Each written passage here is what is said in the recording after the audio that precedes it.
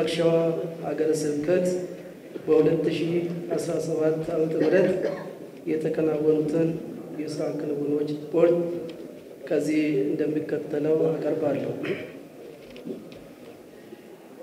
በምስራቅ ሸዋ ሀገረ ስብከት 12 ወረዳዎች 423 አብያተ ክርስቲያናት የሚገኙ ሲሆን እነርሱም 15 ገዳማት፣ 105 አድባራት፣ 303 የገጠር አብያተ ክርስቲያናት ናቸው።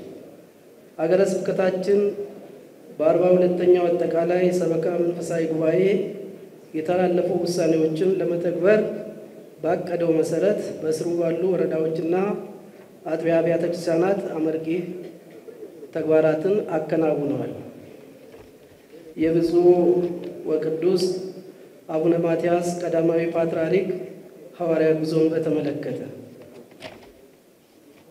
ብፁዕ ወቅዱስ አቡነ ማትያስ ቀዳማዊ ፓትርያርክ ርዕሰ ሊቃነ ጳጳሳት ዘኢትዮጵያ ሊቀ ጳጳስ ዘአክሱም ወዕጨጌ ዘመንበረ ተክለ ሃይማኖት ከብፁዕ አባታችን አቡነ ጎርጎርዮስ የምስራቅ ሸዋ ሀገረ ስብከት ሊቀ ጳጳስ፣ የቅዱስ ሲኖዶስ አባል፣ የዝዋይ ሐመረ ብርሃን ቅዱስ ገብርኤል ገዳምና የካህናት ማሰልጠኛ የሥራ አመራር ኮሌጅ የበላይ ኃላፊ በተደረገላቸው ጥሪ መሰረት ግንቦት 15 ቀን 2017 ዓ.ም ለብዙ ዓመታት ስትታነጽ የነበረችውን የአዳማ ደብረ ገነት ቅድስት ኪዳነ ምሕረት ሕንፃ ቤተ ክርስቲያንን ለመመረቅ ከብፁዓን አበው ሊቃነ ጳጳሳት ጋር አዳማ ከተማ ፈጣን መንገድ መውጫ ሲደርሱ የሀገረ ስብከቱ የሥራ ኃላፊዎች፣ የአዳማ ከተማ አድባራትና ገዳማት አስተዳዳሪዎች፣ ካህናትና ሊቃውንተ ቤተ ክርስቲያን፣ የሰንበት ትምህርት ቤት አባላት፣ የመንግስት አካላት፣ አባ ገዳዎችና ደሲንቄዎች እንዲሁም የአዳማ ከተማ ነዋሪዎች ወጥተው የክብር አቀባበል አድርጎላቸዋል። ቅዱስነታቸው ጥቅ ድርብ በለበሱ ካህናት ታጅበው ወደ አዲሱ ሕንፃ ቤተ ክርስቲያን ገብተው ሥርዓተ ቡራኬውን ከፈጸሙ በኋላ በዓሉን ለማክበር ለተሰበሰቡት ምዕመናን እንኳን ደስ አላችሁ፣ ይህንን ታላቅ ሕንፃ ሰርታችሁ በእኛ እንዲመረቅ በማድረጋችሁ ልጆቻችን እግዚአብሔር ይባርካችሁ ካሉ በኋላ ብፁዕ አቡነ ጎርጎርዮስ የምስራቅ ሸዋ ሀገረ ስብከት ሊቀ ጳጳስ ባቀረቡት ማሳሰቢያ መሰረት ከዛሬ ጀምሮ ደብሩ ካቴድራል ተብሎ እንዲጠራ ተፈቅዶላቸዋል በማለት ለምዕመናን አብስሮ በቀጣይ በካቴድራሉ ሊሰሩ ለታቀዱ ዘርፈ ብዙ ልማት ስራዎች የመሰረት ድንጋይ አኑሮ የስራው መመሪያ በመስጠት አባታዊ ቡራኬና ቃለ ምዕዳን ሰጥቷል። የብፁዕ አባታችን አቡነ ጎርጎርዮስ ሐዋርያዊ ጉዞን በተመለከተ ብፁዕ አባታችን አቡነ ጎርጎርዮስ የምስራቅ ሸዋ ሀገረ ስብከት ሊቀ ጳጳስ በበጀት ዓመቱ በየወረዳው ቤተ ክህነት ስር በሚገኙት አድባራትና ገዳማት እየተገኙ በቅዱስ ሲኖዶስ ተወስኖ በስራ ላይ እንዲውሉ የተወሰኑ ውሳኔዎች እና የተላለፉ መመሪያዎች በስራ እንዲተረጎሙ የቃለ ዓዋዲው መመሪያ ተግባራዊ እንዲደረግ በማድረግ ለምዕመናኑ ቃለ ምዕዳን ሰጥተዋል። እንዲሁም በየቀኑ ከብፁዕነታቸው መመሪያ ለመቀበል ስራ ለመጠየቅ ከየአካባቢው ለሚመጡት አገልጋይ ካህናትና ባለጉዳዮች ባለመሰልቸት ባለመታከት እያስተናገዱ ለጥያቄያቸው መፍትሄ ሰጥተዋል። በቢሮአቸው በርካታ ስራዎችን አከናውነዋል። በ2017 ዓ.ም 5 አብያተ ክርስቲያናት ግንባታቸው ተጠናቀው በብፁዕነታቸው ተባርኮ ቅዳሴ ቤታቸው ተከብረዋል። በበጀት ዓመቱ ብፁዕነታቸው ለ163 ዲያቆናት የቅስና ማዕረግ፣ ለ1366 የአብነት ተማሪዎች የድቁና ማዕረግ በድምሩ ለ1529 አገልጋዮች ስልጣነ ክህነት ሰጥተዋል። በ2018 ዓ.ም ለሚሰሩ 25 የልማት ስራዎች በየአጥቢያው ቤተ ክርስቲያናት ተገኝተው የመሰረት ድንጋይ አስቀምጠዋል። ብፁዕነታቸው በተለያየ ምክንያት የተዘጉ አብያተ ክርስቲያናት ተከፍተው አገልግሎት እንዲሰጡ ጉዳዩ ከሚመለከታቸው አካላት ጋር በመነጋገር ከ18 በላይ አብያተ ክርስቲያናት ተከፍተው በአካባቢ ቋንቋ የሚያገለግሉ የሚያስተምሩ አገልጋይ ካህናት ተመድቦላቸዋል። ለምሳሌ ያህል ቀደም ሲል በጸጥታ ምክንያት ተዘግቶ የነበረው የሶደሬ ፈለገ ሰላም መድኃኔዓለም ገዳም አሁን ላይ በአካባቢው አንጻራዊ ሰላም በመስፈኑ በብፁዕነታቸው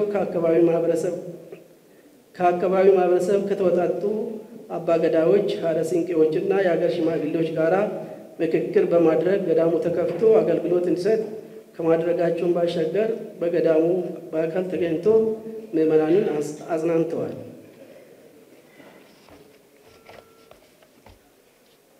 የአብነት ትምህርት ቤትና ዘመናዊ ትምህርት ቤትን ማጠናከርም በተመለከተ የአብነት ትምህርት ቤት ለቀጣይ ቤተክርስቲያን አገልግሎት ዋነኛው ቁልፍ በመሆኑ በየአድባራቱና በየገዳማቱ የሚገኙ የአብነት ትምህርት ቤቶቻችን መንፈሳዊ ትምህርት የአብነት መምህራን ወንበር ዘርግተው እንዲያስተምሩ በሀገረ ስብከቱ ትምህርት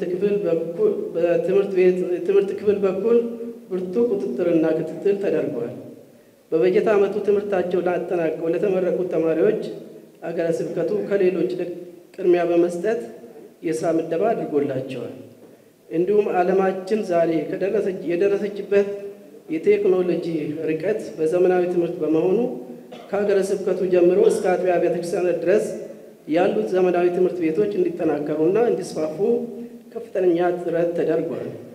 አገልግሎት ላይ ካሉ ዘመናዊ ትምህርት ቤቶች በተጨማሪ በዘንድሮ ዓመት የምግራ መጥምቀ መለኮት ቅዱስ ዮሐንስና ቅድስት አርሴማ ካቴድራል አጸደ ሕፃናት ትምህርት ቤት ከፍቶ በማስተማር ላይ ይገኛል።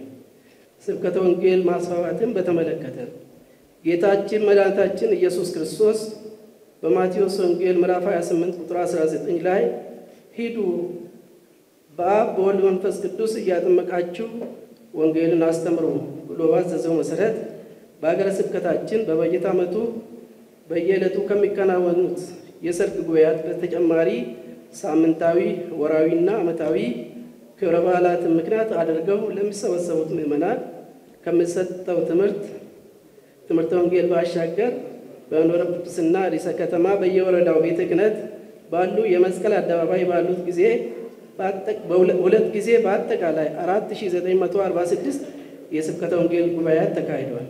በተካሄደውም ጉባኤ ከተለያዩ ቤተ እምነቶች 1063 ሰዎች ወደ እናት ቤተክርስቲያን ተመልሰዋል።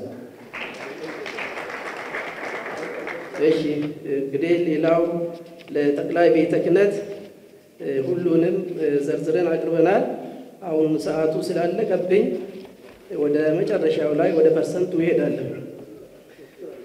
በ2017 ዓመተ ምህረት በሰው ሰራሽና በተፈጥሮ አደጋ ያጋጠሙን ችግሮችን በመቋቋም ዘርፈ ብዙ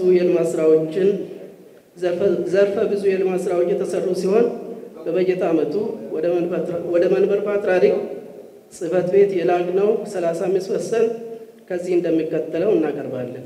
በ2016 ዓመተ ምህረት በበጀት ዓመቱ ገቢ ለመንበረ ፓትርያርክ ጠቅላይ ቤተ ክህነት ጽሕፈት ቤት የላክነው 35% 26 ሚሊዮን 293,990 ከ77 ሲሆን በ2017 ዓመተ ምህረት ለጠቅላይ ቤተ ክህነት የላክነው ብር 35% 35 ሚሊዮን 438,298 ከ71 ነው። በ2016 ጋራ የዘመኑ ፐርሰንት ሲነጻጸር የብር 9 ሚሊዮን 144,307 ከ94 ብልጫ አሳይቷል። ይህንን ፐርሰንት ለመንበረ ፓትርያርክ ገቢ ያደረግንበትን የባንክ ስልክ ብፁዕ አባታችን አቡነ ጎርጎርዮስ የምስራቅ ሸዋ ሀገረ ስብከት ሊቀ ጳጳስ ለብፁዕ ጠቅላይ ሥራ አስኪያጅ እንዲያስረክቡልኝ በታላቅ ትሕትና እጠይቃለሁ። ስብሐት ለእግዚአብሔር።